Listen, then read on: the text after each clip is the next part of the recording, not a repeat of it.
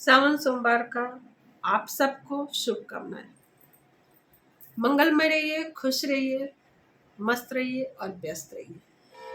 आज हम लोग बात करेंगे सावन सोमवार का कि कैसे सोमवार का व्रत रखना है, क्या चढ़ाना चाहिए, कैसे पूजा करना चाहिए और क्या इसमें खाना चाहिए। सावन सोमवार का व्रत जो होता है बहुत ही अच्छा माना जाता है। बच्चे हों, स्त्रियां हों या फिर जेंट्स हो, पुरुष हो, सबको ये करना चाहिए। इसमें क्या होती है कि मनोकामना पूर्ण होती है, घर में सुख शांति समृद्धि का विकास होता है। मैं अपने पहले के वीडियो में मैं बताई हुई हूँ कि सावन सोमवार में क्या चढ़ाने से क्या मिलता है, उसका क्या महत्व है।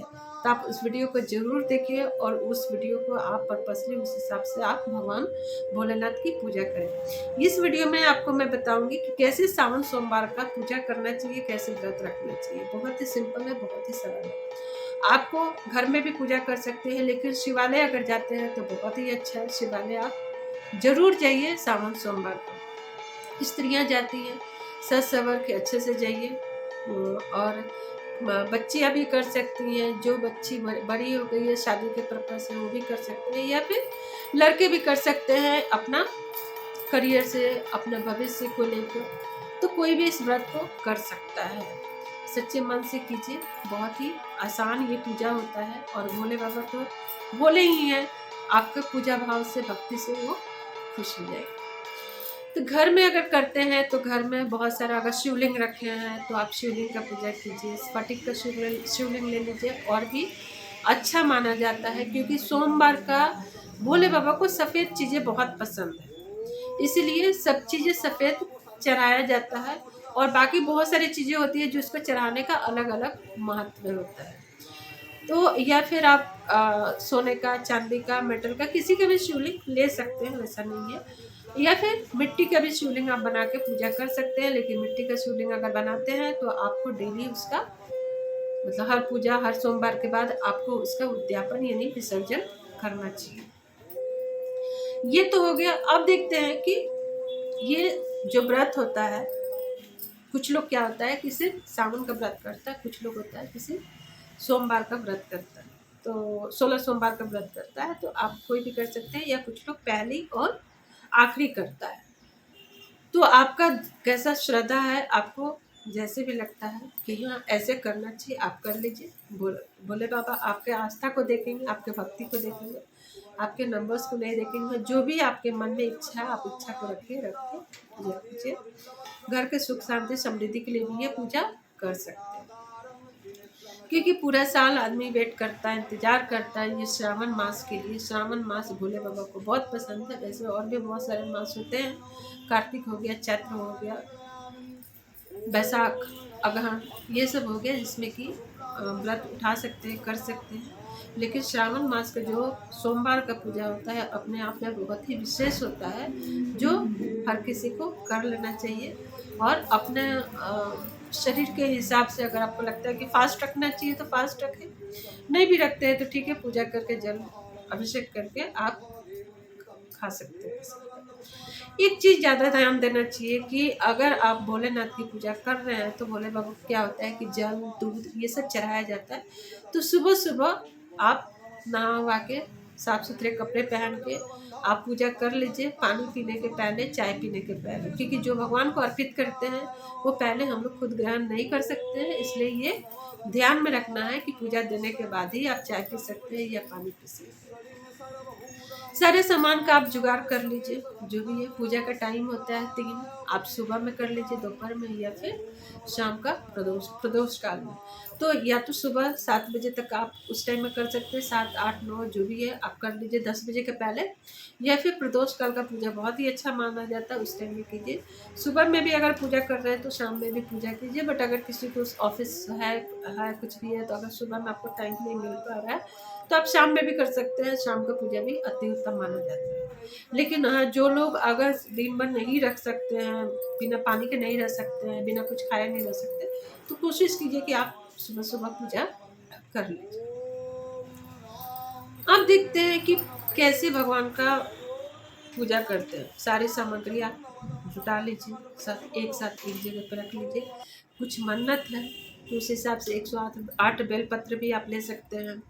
और नहीं तो आपको नॉर्मल सुख समृद्धि के लिए, इच्छा पूर्ति के लिए ऐसे पूजा करना है तो आप जो नॉर्मली रहता है आप वैसे कर सकते हैं। तो सबसे पहले बाबा को क्या करते हैं कि आप जल अभिषेक 4 बार थोड़ा थोड़ा करके आपको चढ़ाना है। क्यों?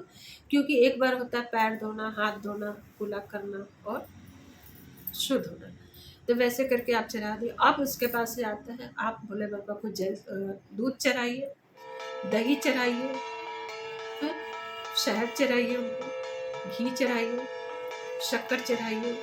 ये सब चढ़ा के अच्छे से लेप करना है, बढ़िया से लेप करना है। लेप करने के बाद आप भोले बाबा को फिर से जल से आप उनको स्नान कराइए। जल से स्नान कराने के बाद उनको अच्छे से आपको अच्छा नया कपड़ा से, साफ सुथरे कपड़े से पोंछ लेना है। पोंछने के बाद से फिर आप उनका श्रृंगार करना शुरू कीजिए। श्रृंगार आपको कैसे करना है? भोले बाबा को तिलक लगाना है, जिससे तिलक लगाया जाता है, आप देख भी सकते हैं।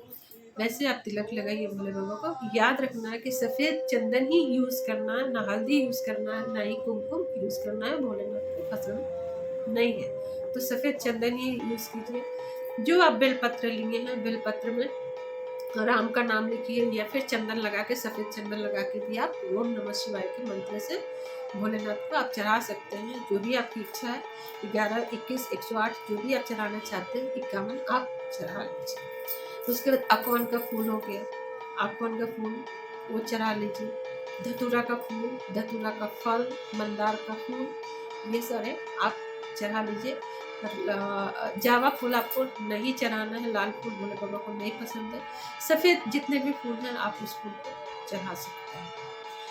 और भोलेनाथ को पूजा करने से पहले गणेश भगवान की पूजा आप जरूर करें। गणेश भगवान को ध्रुवा जरूर चढ़ाएं, उनको भी स्नान जरूर कराएं और उसके बाद ही आप भोले बाबा का पूजा करें।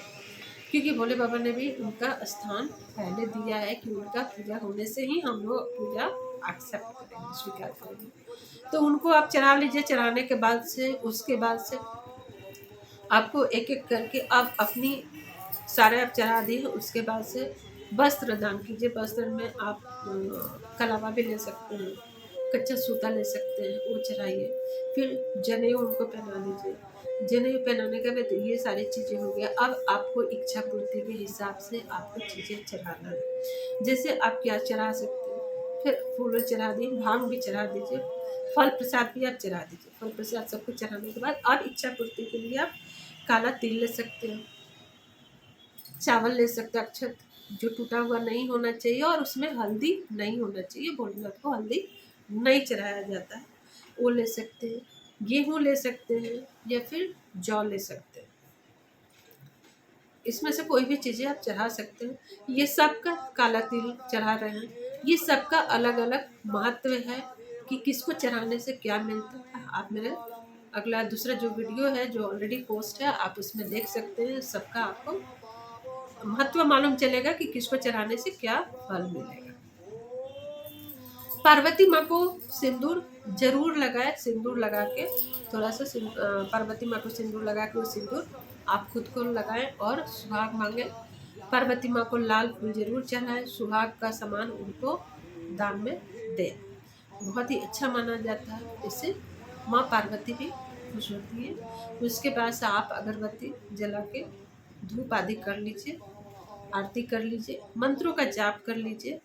इसके पहले आप थोड़ा सा सब चढ़ाने के बाद भोलेनाथ को जब जनेऊ चढ़ा रहे हैं, वस्त्र चढ़ा रहे हैं, उसके चढ़ाने के तुरंत बाद ही आप परफ्यूम सेंट जरूर लगाएं। तब क्या होता है कि जो श्रृंगार होता है, श्रृंगार कंप्लीट होता है, पूरा होता है। तो आप इस तरीके से विधिवत पूजा कर लीजिए।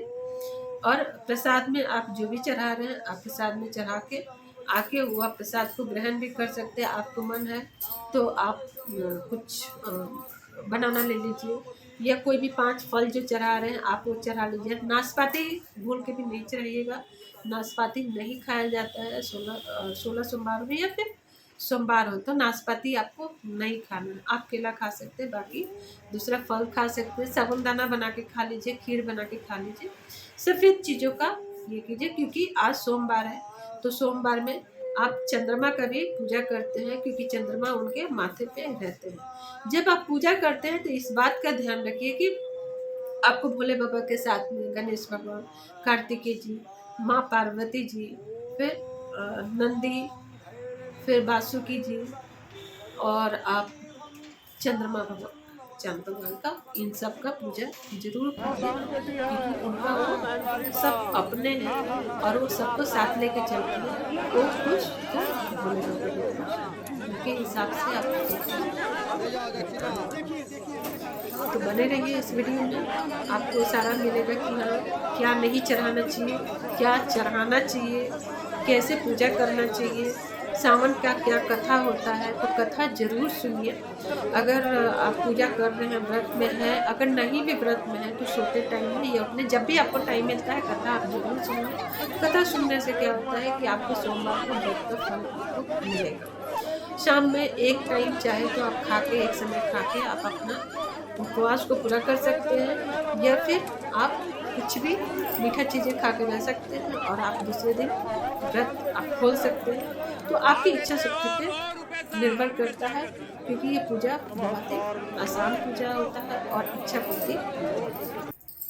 खुश रहिए, मंगलमय रहिए।